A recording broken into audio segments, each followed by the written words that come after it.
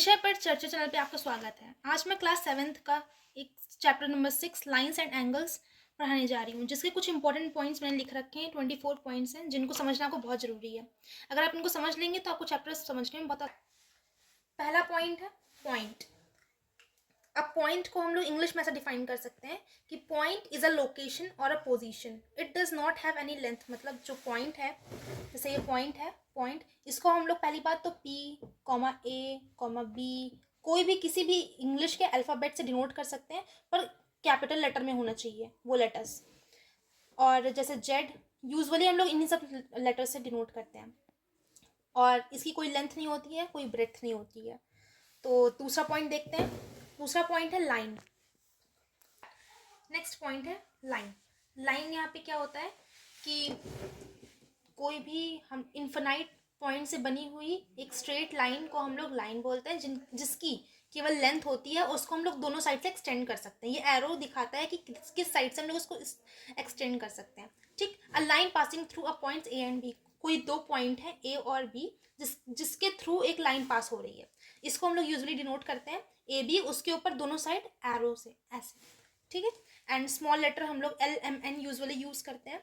और next point, तो next point है लाइन सेगमेंट। लाइन सेगमेंट क्या होता है? किसी भी लाइन का एक छोटा सा पार्ट, उसको हम लोग लाइन सेगमेंट, जैसे हमने ए और बी पॉइंट से काट लिया, इतना पार्ट इसका लाइन सेगमेंट कहलाता है। ठीक है, और नेक्स्ट पॉइंट हम लोग का है रे। रे क्या होता है? कोई भी लाइन, उसको केवल एक उसका फिक्स्ड पॉइंट हो और उसको एक साइड पे केवल एक्सटेंड कर सकते हैं, इसको हम लोग बोलते हैं रे। रे को हम लोग डिनोट करते हैं, जैसे ए बी कोई रे है ए, और ये बी एक तो हम लोग ने लिखा था ए बी, तो उसको केवल एक साइड एरो से डिनोट करते हैं। और लाइन सेगमेंट को हम लोग, जैसे कोई ए बी है तो उसको नॉर्मल ऐसे डिनोट करते हैं। ठीक है, हम लोग का है एंगल। एंगल किसे बोलते हैं? जब दो लाइन सेगमेंट और या फिर दो लाइंस किसी भी पॉइंट पे मीट कर रही हो, ठीक है, या फिर दो रेज हो सकती हैं किसी भी पॉइंट पे मीट करेंगी, तो उसको हम लोग बोलते हैं एंगल। जिस पॉइंट पे वो कट करेंगी वहां पे वो एक एंगल बनाएगा। ठीक है, और इसको हम लोग डिनोट करते हैं डिग्रीज में। इसको नॉर्मली ऐसे बोलते हैं, जैसे जैसे हम लोग का ये ए हो गया, ये पॉइंट ओ हो गया, ये पॉइंट बी हो गया, ये ए ओ बी, इसको हम लोग कैसे लिखेंगे? Angle A O B. Okay, तो अगर सपोज ये 60 डिग्री है, ठीक, तो इसको हम लोग बोलेंगे 60 डिग्री। डिग्री ऐसे ऐसे डिनोट करेंगे हम लोग। इसी को बोलते हैं मेजर ऑफ एंगल। इसको मेजर करना, एंगल कितने कितने डिग्री का है उसको मेजर करना ही हम लोग बोलते हैं मेजरमेंट ऑफ एंगल। तो नेक्स्ट पॉइंट हम लोग का है, तो अब हम लोग एंगल्स देखेंगे कितने टाइप के एंगल होते हैं। फर्स्ट एंगल हम लोग का है एक्यूट एंगल। एक्यूट एंगल हम लोग बोलते हैं, जैसे कोई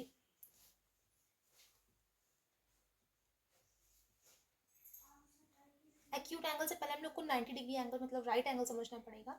राइट एंगल कोई भी रे परपेंडिकुलर हो तो उसे हम लोग बोलते हैं राइट एंगल। इसको हम लोग परपेंडिकुलर, जब कोई लाइन, दो स्ट्रेट लाइंस आपस में मीट करती हैं परपेंडिकुलरली, उसको हम लोग बोलते हैं राइट एंगल। उसका मेजर जो होता है वो 90 डिग्री होता है।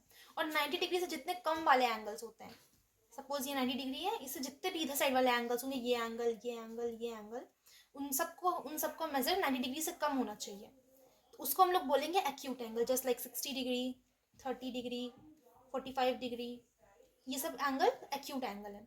और इसी का एक अपोजिट होता है ऑब्ट्यूज एंगल। ऑब्ट्यूज एंगल क्या होगा? जैसे कोई 90 डिग्री एंगल है, उससे जितने भी 180 डिग्री स्ट्रेट एंगल होता है, ठीक, ये स्ट्रेट एंगल है जो हम लोग ऐसे डिनोट करते हैं, ये पूरा 180 डिग्री। और जितने इससे कम एंगल और 90 डिग्री से बड़े एंगल, 180 से छोटे और 90 से कम, जितने भी इस पोर्शन पे आएंगे उनको हम लोग बोलेंगे ऑब्ट्यूज एंगल।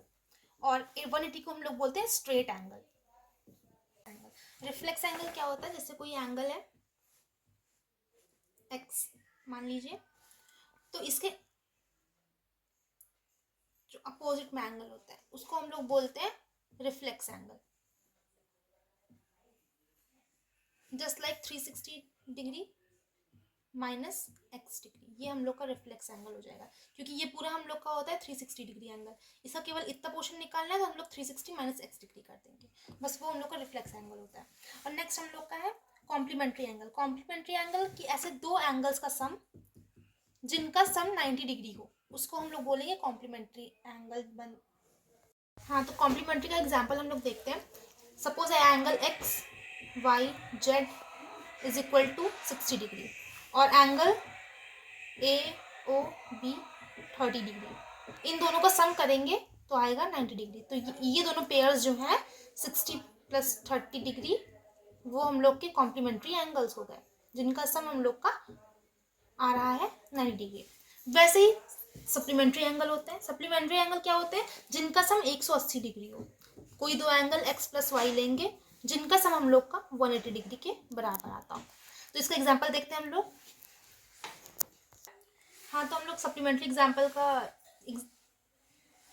तो जैसे ये एंगल है, ये 120 डिग्री है और ये 60 डिग्री है। ऐसे एंगल्स जिनका सम 180 के बराबर हो उनको हम लोग सप्लीमेंट्री एंगल्स बोलते हैं। Suppose angle BOC is equal to 60 degree and angle AOB is equal to 120 degree. Both का सम आ रहा है 180 डिग्री, तो these both are supplementary angles. The next topic is adjacent angle.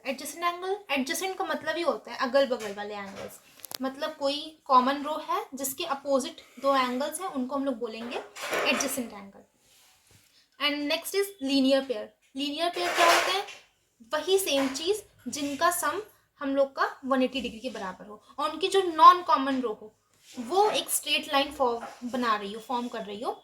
जैसे ये नॉन कॉमन रे है जो इनका बना रही है 180 डिग्री, पूरा इसको ज्वाइन करेंगे तो 180 डिग्री के बराबर ही आएगा इसका सम। तो यही हम लोग के linear pairs angle AOC and angle AOB are linear pairs. Okay, next is vertically opposite angles. जब दो लाइंस इंटरसेक्ट करती हैं तो इनके अपोजिट वाले एंगल्स, ये पॉइंट O के अपोजिट वाले एंगल्स को हम लोग वर्टिकली अपोजिट एंगल्स बोलते हैं। Angle AOB and angle COD is known as vertically opposite angles. Then next topic is intersecting lines. हाँ, तो गाइज इंटरसेक्टिंग लाइंस हम लोग नेक्स्ट टॉपिक पढ़ने जा रहे थे। इंटरसेक्टिंग लाइंस, जब दो लाइंस इंटरसेक्ट करती हैं किसी एक कॉमन पॉइंट पे, उसे बोलते हैं intersecting lines. Next is parallel lines. जब दो लाइंस चाहे जितना हम लोग उसको बढ़ाते जाए हर पॉइंट पे वो सेम डिस्टेंस पे होगी एक दूसरे से, उसे हम लोग बोलेंगे parallel lines. Just like L and M are parallel lines. चाहे हम लोग जितना एक्सटेंड करते जाए ये इंटरसेक्ट नहीं होंगी किसी भी पॉइंट पे, उन्हें बोलेंगे parallel lines. And next is transversal line. हम लोग ट्रांसवर्सल लाइन देखते हैं क्या होता है।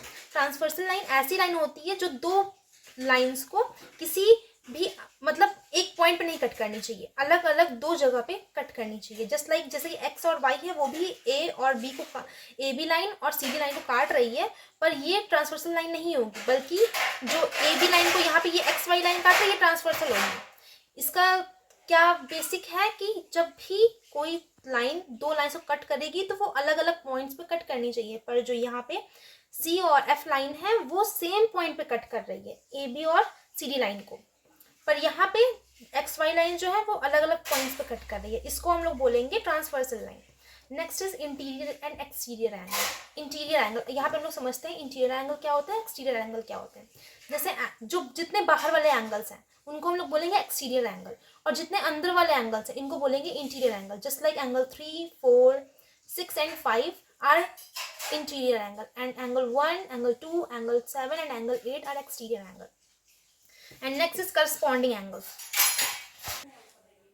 Next is corresponding angle. Corresponding angle कौन से angles होते हैं? Just like 7 and 3, 2 and 6. मैं आपको साफ साफ बना के दिखाती हूँ। जैसे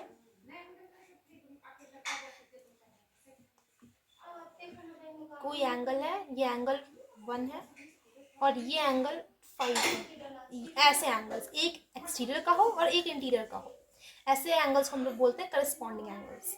and next is pair of alternate interior angle. Alternate angle मतलब just like this angle and this angle, these are alternate interior exterior angles. और इंटीरियर कैसा हो जाएगा कि एक ये एंगल हो, ये एंगल हो और एक ये एंगल, अगल बगल के एंगल्स, अल्टरनेट इंटीरियर एंगल्स हो जाएंगे।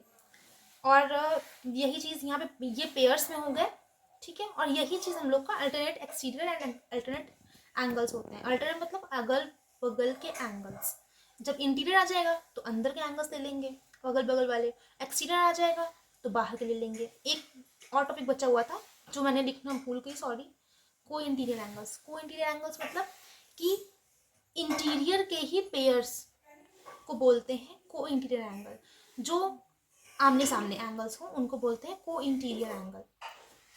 So thank you for watching this video. मैं होप करती हूँ कि आपको सब समझ में आया होगा। अगर आपको कुछ भी कोई भी प्रॉब्लम होती है तो आप कमेंट सेक्शन में ज़रूर बताइएगा। Please like and subscribe my channel. Thank you.